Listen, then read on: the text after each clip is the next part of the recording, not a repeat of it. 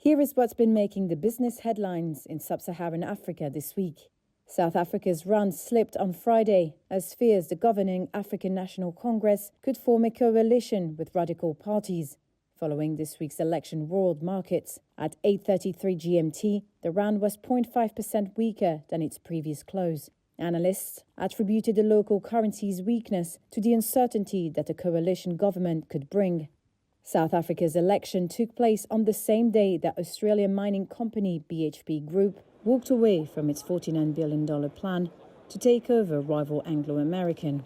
A major reason for the collapse was Anglo's concerns over the complexity of unbundling its South African iron ore and platinum assets.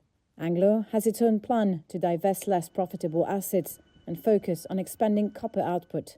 One asset Anglo is looking to offload is global diamond giant De Beers. Botswana's president Mokgweetsi Masisi said he's hoping for a quick separation before Anglo is exposed to a possible hostile takeover.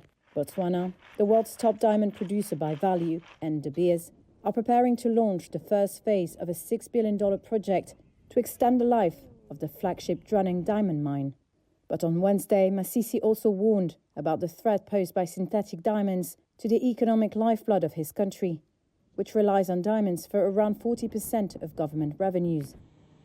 Nigeria's Dangote refinery is aiming for a dual listing on the London and Lagos bourses, a senior executive said on Tuesday. Built by Africa's richest man, Aliko Dangote, it can refine up to 650,000 barrels per day and will be the largest in Africa and Europe when it reaches full capacity this year or next.